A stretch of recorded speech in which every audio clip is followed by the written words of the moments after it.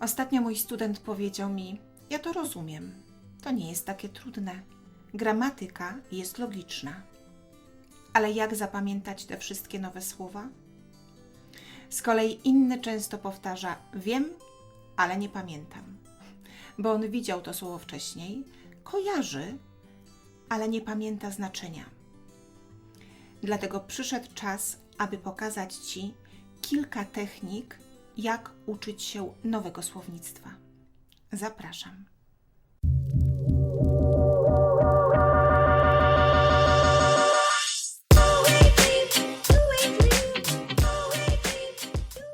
Uczenie się i zapamiętywanie nowych słówek to chyba najbardziej frustrująca część nauki języka. Niestety, brak odpowiedniego słownictwa często nie pozwala nam w pełni wyrazić siebie. Nie możemy komunikować się tak, jak chcemy, ani też być sobą, bo często brakuje nam odpowiednich słów, aby powiedzieć dokładnie to, co chcemy.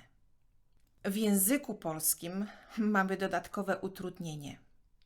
Jeśli uczysz się rzeczownika, to zapamiętujesz podstawową formę. Ale już za chwilę, tworząc zdania, musisz użyć przypadków lub liczby mnogiej. I z jednego słowa pies robi się psa, psem, psi, a potem jeszcze więcej. Poza tym zapamiętywanie nowego słownictwa zabiera dużo czasu, ćwiczeń, powtarzania. Ja bardzo lubię to zdanie, które dokładnie ilustruje nasz dzisiejszy temat, że bez gramatyki niewiele może być zakomunikowane, ale bez słów nic. Dzisiaj nie będziemy omawiać, jak działa pamięć, jak ćwiczyć pamięć i nie wspomnę też o wielu innych metodach. Pokażę Ci jednak 3 proste techniki, które pomogą Ci usystematyzować naukę słownictwa.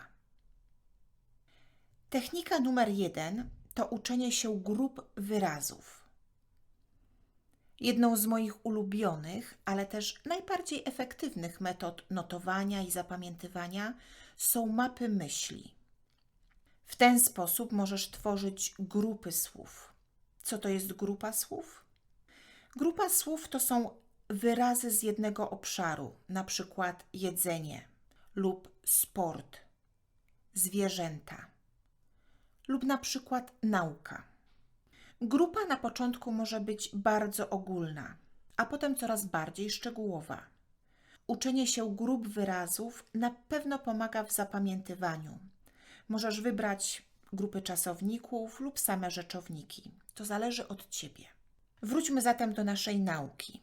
Mamy tutaj biurko, kalkulator, książka, komputer, ołówek, jabłko, ekierka, zegar, słuchawki, wynik, kawa, globus. Możesz też dodać czasowniki: siedzieć, uczyć się, pracować, jeść, pić. Dodając czasowniki, możesz potem szybciej i łatwiej tworzyć zdania. Drugą metodą zapamiętywania są rodziny wyrazów. Czym różni się rodzina od grupy? W rodzinie jak w rodzinie. Wszyscy jesteśmy podobni. Tak samo wyrazy mają swoje rodziny, czyli składają się z jakiejś części wspólnej. Ostatnio mój student mnie zaskoczył, bo w tekście, który omawialiśmy, był czasownik głodować. On od razu znał znaczenie. Kiedy zapytałam, skąd zna ten czasownik, on powiedział, że nie zna, ale głodny to znaczy hungry, więc jak ktoś jest głodny, to znaczy, że nie je, czyli głoduje. Tak właśnie to działa. Jak można zbudować rodzinę wyrazów? Znajdź jeden wyraz i sprawdź w słowniku lub zapytaj swojego polskiego partnera lub partnerkę, jakie są jeszcze wyrazy podobne. Pokażę Ci, jak to działa na przykładzie właśnie słowa rodzina. Mamy słowo rodzina, potem rodzice. Dalej rodzeństwo. Rodzić, rodzić się, urodzić się, czyli aspekt dokonany. Stąd mamy urodziny, urodzinowy, na przykład tort urodzinowy, urodzony, rodzinny.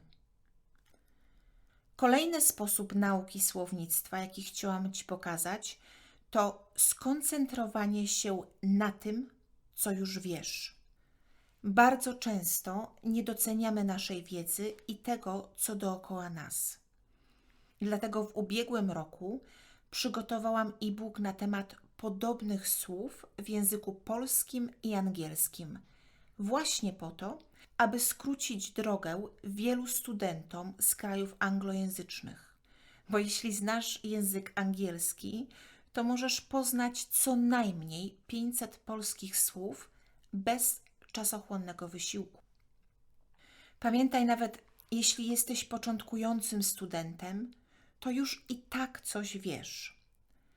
Bardzo wiele słów w języku polskim zostało zaczerpnięte z języka angielskiego. Być może nawet o tym nie wiesz, ale cała grupa słownictwa sportowego, słownictwo biznesowe, ale także takie wyrazy jak kiwi, awokado, interesować się, alergia, nawet dziwnie wyglądające słowo dżem lub dżinsy. Wielu początkujących studentów jest przerażona, kiedy widzi to dży, ale wtedy ich proszę, aby przeczytali to jeszcze raz na głos. I oni w końcu słyszą, że to jest dżem, dżinsy, czyli słowa, które doskonale znają. Jakie narzędzia mogą wspomóc Twoją naukę słownictwa? Tak naprawdę wszystko zależy od Ciebie i tego, jak lubisz się uczyć. Na naszej stronie możesz pobrać za darmo taki e-book, w którym znajduje się 100 podstawowych słów. Pierwsze słowa w języku polskim. Jeśli lubisz słuchać, możesz też pobrać wersję audio. Jeśli lubisz obrazki, ja na przykład lubię, to ja często polecam darmowe katalogi ze sklepu. Wtedy obok zdjęcia możesz wpisać polskie znaczenie. Ale tak naprawdę możesz wybrać wszystko, na co masz ochotę. Aplikacje elektroniczne, papierowe fiszki, naklejki, zakreślacze, mapy myśli, które pokazywałam Wam dzisiaj. Jeśli umiesz rysować i lubisz, możesz też rysować słowa. Mój student dostał w prezencie zestaw do robienia naklejek i podpisał prawie całe mieszkanie. Dzięki temu nauczył się naprawdę wielu słów. Inni wolą karteczki. Tutaj jednak przestrzegam, bo silniejszy wiatr może trochę przeszkodzić w nauce i pozrywać te karteczki, więc czasami ciężka praca może pójść na marne. Metod jest wiele, ale nieważne jaką metodę i technikę wybierzesz, pamiętaj, aby uczyć się tych nowych wyrazów w zdaniu. Zawsze w zdaniu, nie w izolacji osobno. Użycie słowa w zdaniu sprawia, że zapamiętujemy szybciej, ale przede wszystkim od razu ćwiczymy. I tutaj ćwiczenie dla Was. Naucz się kilku nowych słówek. Zapisz je ręcznie, bo to też pomaga w zapamiętywaniu. Poproś swoją polską żonę, męża lub kogoś, kto mówi po polsku, aby pomógł Ci z wymową, tak abyś od razu uczył się poprawnie. A potem napisz zdanie z tym słówkiem i poproś kogoś o sprawdzenie. Możesz też poprosić na naszej grupie na Facebooku. Na pewno wiele osób Ci pomoże. Dzięki temu, używając słów od razu w zdaniu, pomagasz sobie w zapamiętywaniu i wyobrażeniu tej sytuacji.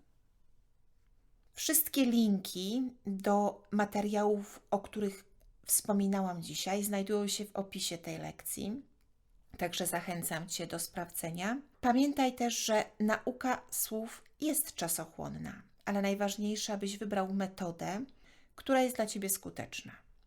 Ucz się słów, ale dopiero budowanie zdań pomoże Ci w swobodnym komunikowaniu się. Życzę Ci powodzenia i do usłyszenia za 2 tygodnie.